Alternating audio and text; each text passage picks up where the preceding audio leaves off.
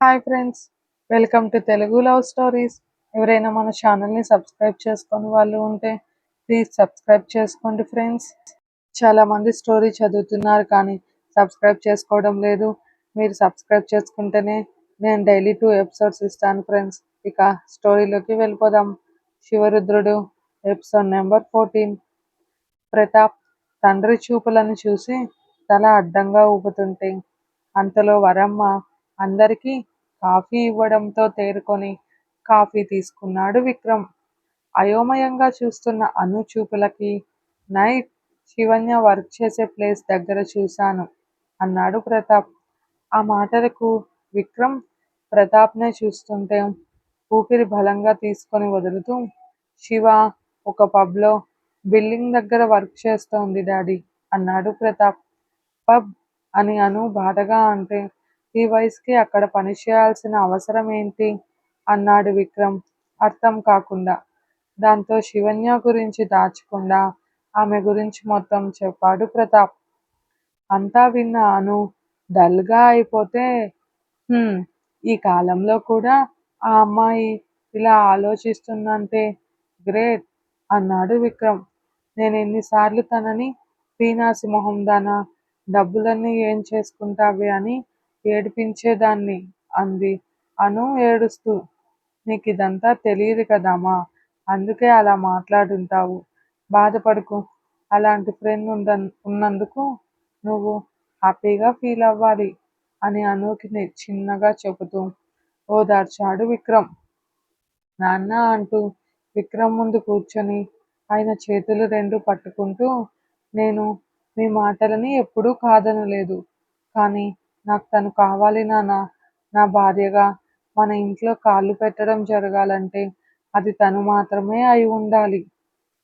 మరొకరు నా పక్కన నా ఊహలలో కూడా ఉండరు.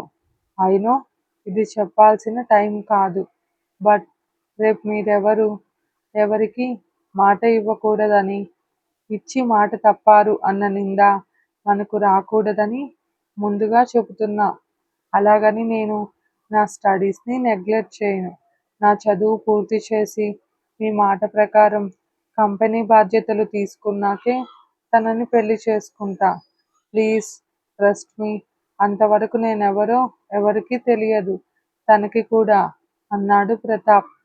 అను మాటలకి వయసు ప్రభావమేమో అనుకున్న విక్రమ్ ఆలోచనలని తారుమారు చేసేలా ఉన్న ప్రతాప్ మాటలకి కొడుకు వైపు గర్వంగా చూసి, ఎప్పుడు నేను ఊహించిన దానికన్నా గొప్పగా ఆలోచిస్తావు నాన్న అంటూ కొడుకుని తన పక్కన కూర్చోపెట్టుకొని చాలాసేపు ఇద్దరితో మాట్లాడి లంచ్ చేశాడు విక్రమ్. ఇక నేను బయలుదేరుతా ప్రతాప్, నువ్వేమైనా చెయ్యి, నీ ఇష్టం. నా కొడుకుని నేను కళ్ళు మూసుకొని నమ్ముతాను అని ప్రేమగా అన్నాడు విక్రమ్. థ్యాంక్ యూ నాన్న, thank you so much. And నేను మన కంపెనీస్ చెక్ చేశాక కాల్ చేస్తాను, మీరు మాట్లాడండి అన్నాడు ప్రతాప్. నువ్వు అక్కడికి వెళ్ళు ప్రతాప్, నేను మేనేజర్ వాళ్ళకు ఇన్ఫార్మ్ చేస్తాను అని విక్రమ్ అంటుంటే, వద్దు నాన్న, నాకు ఇప్పుడే నా ప్రొఫైల్ బయట పెట్టడం ఇష్టం లేదు అని అన్నాడు ప్రతాప్. సరే నాన్న, నీ ఇష్టం అంటూ కూతురిని దిటిన ముద్దు పెట్టి జాగ్రత్త బంగారం అంటూ కారులో ఎక్కాక మరోసారి మనస్ఫూర్తిగా ఇద్దరిని చూసుకొని భారమైన మనసుతో వెళ్ళాడు విక్రమ్. విక్రమ్ వెళ్ళగానే నిన్ను అంటూ అను వెనుక పడ్డాడు ప్రతాప్ చిరుకోపంతో. అన్నయ్య అన్నయ్య సారీ అంటూ పరిగెడుతూ ఇంట్లోకి వెళ్ళింది అను. నన్ను బుక్ చేస్తావా నాన్న దగ్గర అంటూ వదలకుండా అను వెనకే పరిగెత్తాడు ప్రతాప్. నాకేం తెలుసు నైట్, నువ్వేమన్నా చెప్పావా నాకు అని 10 నిమిషాలు ఇద్దరూ వాదించుకున్నాక అలసటగా సోఫాలో కూర్చుని, అది సరే కానీ ఏంటి పెద్ద పెద్ద డైలాగ్స్ కొట్టావు, అంత ప్రేమ ఎప్పటి నుంచో అంది అను అన్నని చూసి నవ్వుతూ. అంత ప్రేమ ఇంత ప్రేమ అని కాదు అను, అది ఏ క్షణంలో పుడుతుందో తెలీదంటారు కదా, అలాగే నేను కూడా ఆ క్షణం ఫీల్ అయ్యా. Something feel like Shiva. I love her అంటూ ఆమెని తలుచుకుంటూ ఆనందంగా చెప్తున్న అన్నని చూసి కంగ్రాట్స్ అంటూ అరుస్తూ మరి పార్టీ ఎక్కడా? దాన్ని కూడా అడగాలి అంది అను నవ్వుతూ.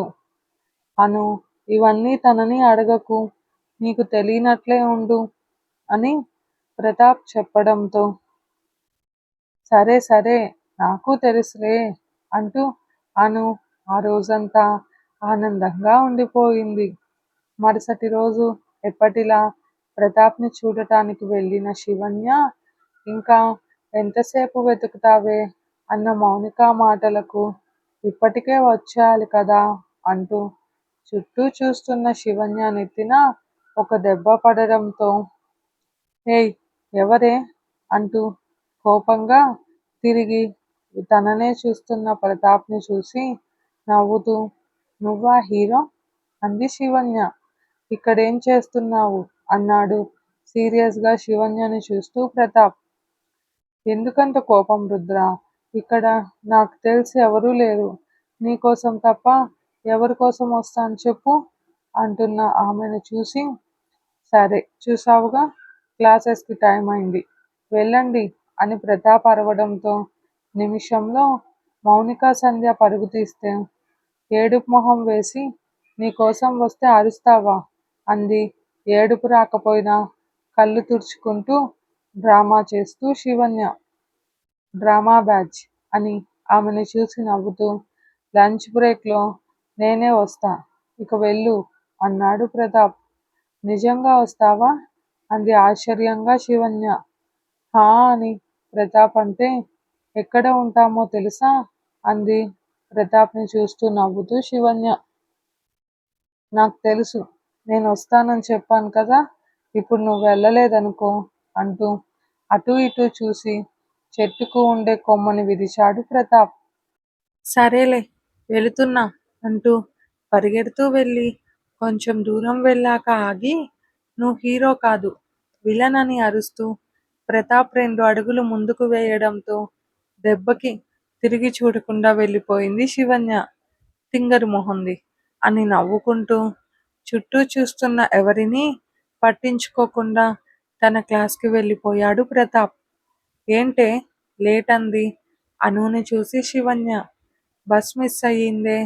అయినా ఏంటి నిన్న నీ హీరో వచ్చాడని చెబుతున్నావు అని అను అంటుంటే తన చేత్తో అను నోరు మూసేసి అది సీక్రెటే తర్వాత చెబుతా అంది శివన్య చిన్నగా చెబుతూ. సరేలే అంటూ అను కూడా తలూపడంతో అయినా నీ హీరో ఏంటే ఎప్పుడూ సీరియస్గా ఉంటాడు అంది మౌనిక వాపోతూ. అవునా ఏమోనే నేనెప్పుడు చూసినా ఎంత అందంగా నవ్వుతుంటాడో అని శివన్య ఎటో చూస్తుంటే అమ్మ తల్లి ఇప్పుడు నువ్వు ఊహలలోకి వెళ్ళకు లెక్చరర్ వస్తున్నారు అని సంధ్య గాలిలో ఎగరాలన్న శివన్యని నేలపైకి చేర్చింది. సరేలే లంచ్కి వస్తానన్నాడుగా అంది శివన్య. ఏంటి అంటూ ముగ్గురు ఒకేసారి అనడంతో మెల్లగానే అందరూ మనల్నే చూస్తున్నారు అని నిజం లంచ్ బ్రేక్లో వస్తాడంట అంది శివన్య తన ఫ్రెండ్స్ ముగ్గురిని చూస్తూ. నువ్విలా షాక్లు ఇవ్వకు అంటూ మౌనిక బెంచ్ పై వాలిపోతూ దీనికే ఇలా అయిపోతున్నారు ఇది ఇంకేదో తర్వాత చెబుతాను అంటోంది ఇంకేం షాక్ ఇస్తుందో అనుకుంది అను మనసులో.